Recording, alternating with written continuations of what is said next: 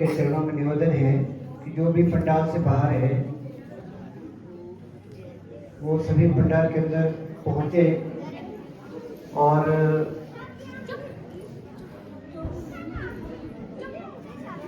इन आसनों को देखें, सीखें। वो जो बच्चे यहाँ पे आसन कर रहे हैं उनका उत्साह वर्धन भी करें तालियों के साथ। अभी आपके समक्ष ये तो एक टीम है जो योग साधन आश्रम डिग्री के जो बच्चे हैं वो जगह जगह पर जाकर आसनों का प्रदर्शन करते हैं, आसनों को दिखाते हैं और सिखाते हैं। तो भी आप लोगों के सामने समक्ष ये अपने आसनों का प्रदर्शन करेंगे। अभी शवासन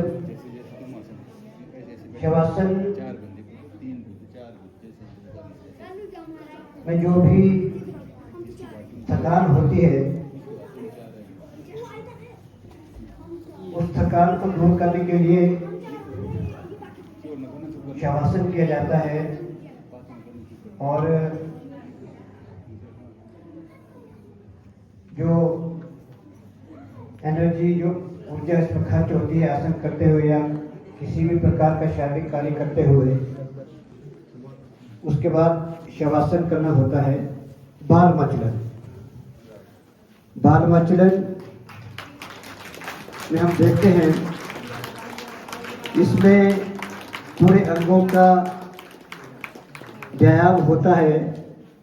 पांव, हाथ, पीठ, गर्दन के लिए बहुत गुणकारी है, लाभदायक है।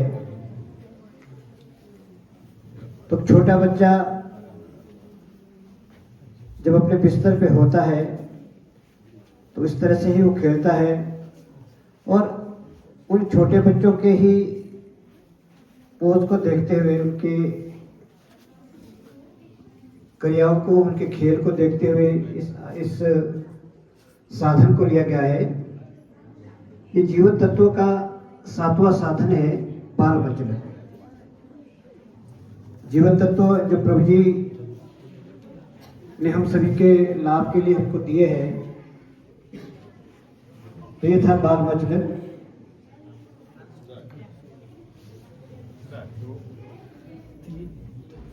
सूर्य नमस्कार।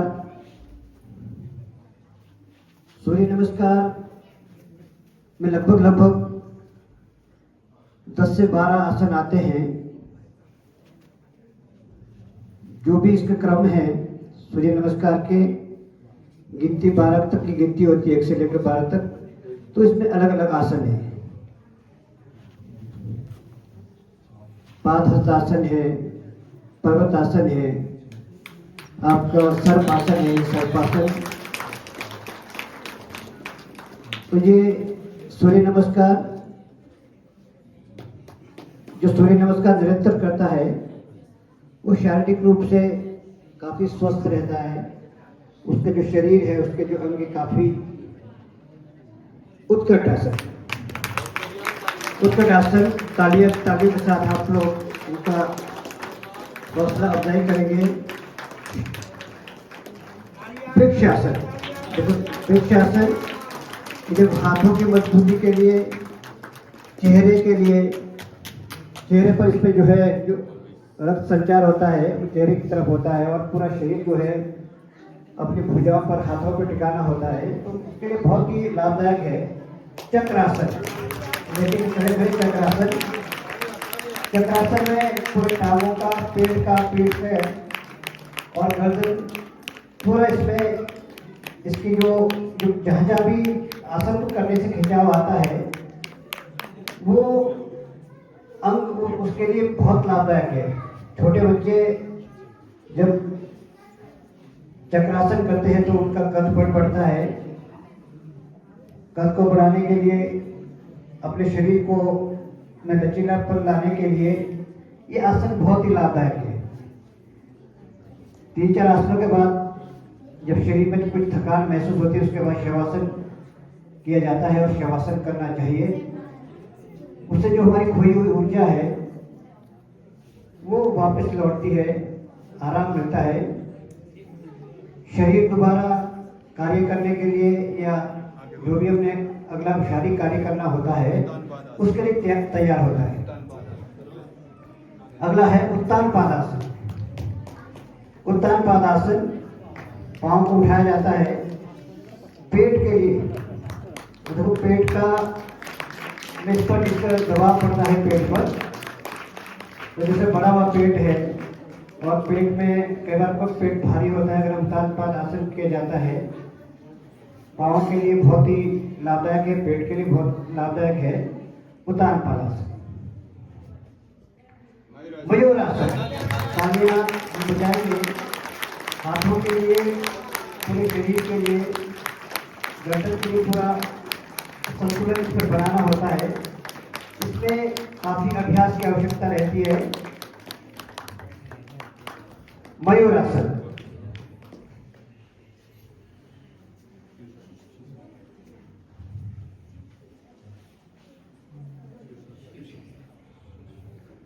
शीर्षासन। शीर्षासन, इसको विपरीत काली मुद्रा भी कहा गया है। पूरा जो खून का संचार है वो जो है सिर की तरफ होता है, क्योंकि जो मनुष्य शरीर है इसको उल्टा वृक्ष भी कहा गया है। मनुष्य शरीर को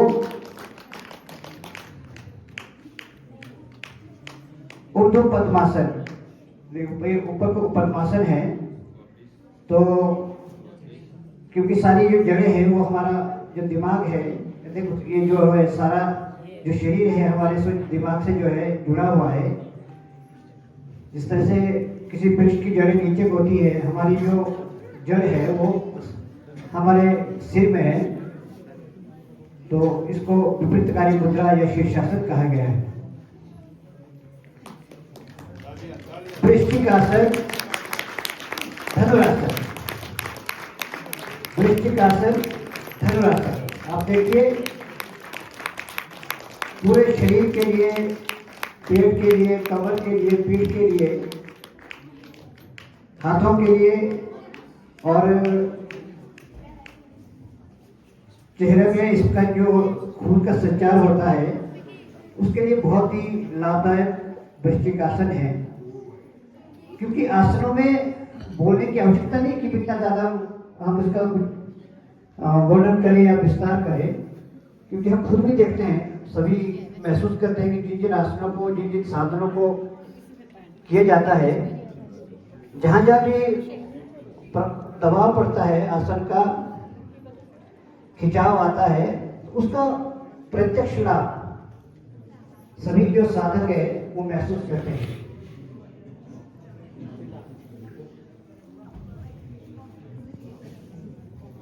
अभी धनुरासन। धनुरासन पेट के लिए, पीठ के लिए, हाथों के लिए और पाँव के लिए बहुत ही लाभदायक ये धनुरासन है।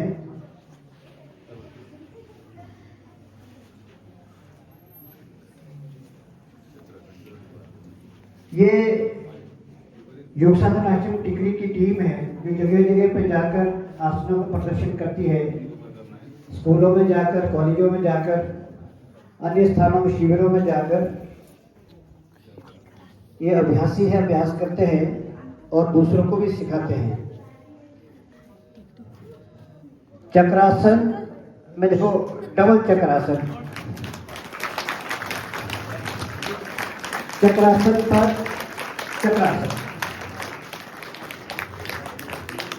हम तालियां बजाएंगे, तालियों में हम कोई कंजूसी ना करें।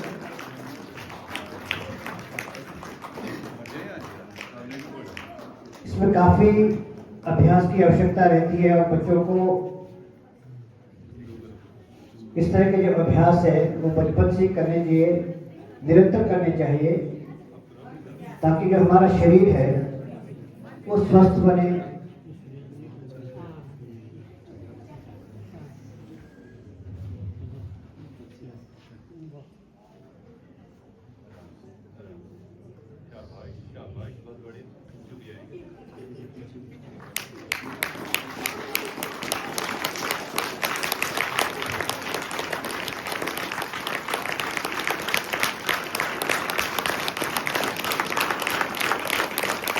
विकट आसन डबल। घुटनों के लिए, पाँव के लिए बहुत ही लाभदायक।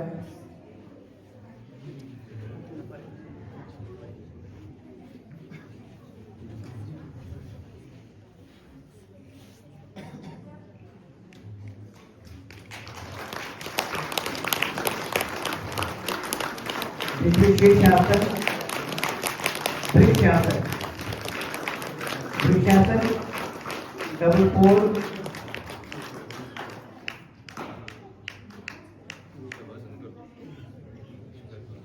निरंतर अभ्यास की आवश्यकता है। तो इसमें ये देखो, जो हमारे पास बना है योग चार्ट,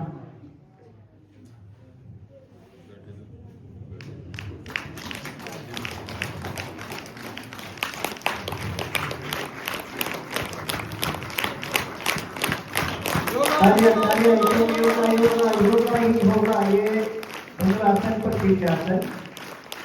अगर हम निरंतर आसन करते हैं तो हमारा जो शरीर है मजबूत होगा।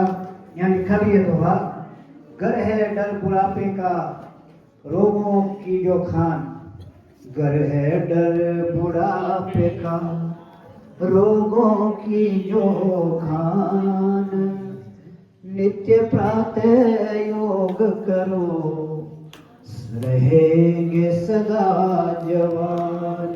श्री प्रभु राम लाल जी की जय शरणम, श्री सद्गुरुदेव जी की जय शरणम।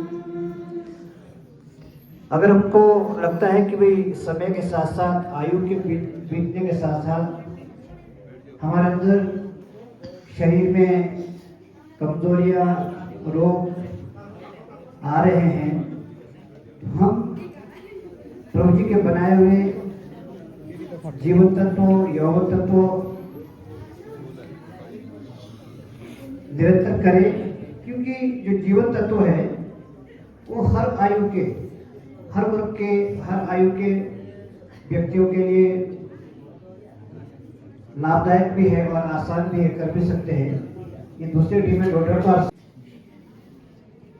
अभी एक बार वही टीम जो संघर्षण टिकरी, तालियां तालियां तालियां। ये डबल पोल आराम से अपना बैलेंस बनाते हुए, इसमें जल्दी नहीं करने होते, आसनों में आराम से टिकना होता है। अब दूसरा अगर जल्दी हो गया, दूसरी टीम का दूसरा जो है अब अपने हिसाब से करें।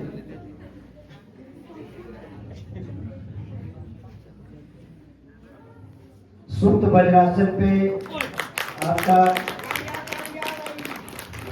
ये धनुरासन,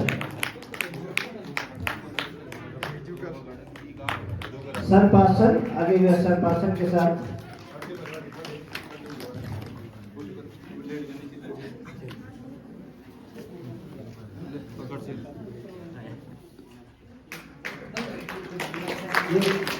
ये अलग से मुद्रा है।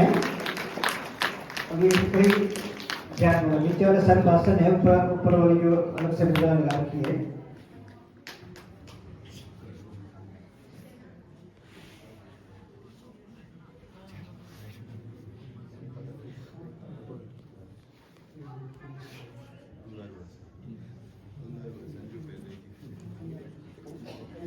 कंगारू आसन था ये करके। अच्छा, कंगारू आसन था तो